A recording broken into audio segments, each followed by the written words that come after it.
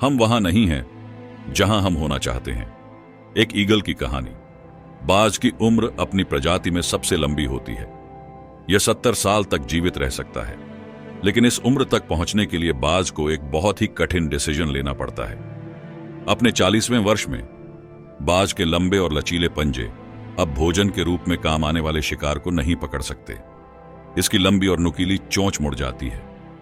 इसके पुराने और भारी पंख अपने 40वें वर्ष में मोटे पंखों के कारण इसकी छाती से चिपक जाते हैं और इसे उड़ना मुश्किल बना देते हैं। इसके बाद बाज के पास केवल 2 ऑप्शंस बचते हैं, मर जाना या बदलाव की दर्दनाक प्रक्रिया से गुजरना। यह प्रोसेस 5 महीने तक चलती है। इस प्रोसेस के लिए बाज को पहाड़ की चोटी पर उड़कर अपने घोंसले पर बैठना पड़ता है।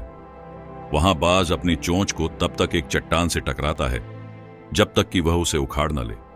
फिर चील अपनी नई चोंच के वापस उगने का इंतजार करेगी, जिसके बाद वह अपने पंजे उखाड़ लेगी। जब उसके पंजे वापस उगाते हैं तो चील अपने पुराने पंखों को उखाड़ना शुरू कर देती है और इसके बाद चील पुनर्जन्म की अपनी प्रसिद्ध उड़ान भरती है और 30 सालों तक जीवित रहती है। परिवर्तन की आवश्यकता क्यों है?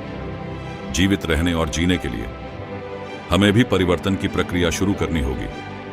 हमें कभी कभी अप्रिय पुरानी यादों, नेगेटिव आदतों और अपनी फिक्स्ड माइंडसेट से छुटकारा पाने की जरूरत होती है। केवल पास्ट के बोझ से मुक्त होकर ही हम प्रेजेंट का लाभ उठा सकते हैं। अगर एक चील 40 साल की उम्र में जीवन बचाने वाला और जीवन बदलने वाला फैसला ले सकती है, तो हम क्यों नहीं कर सकते?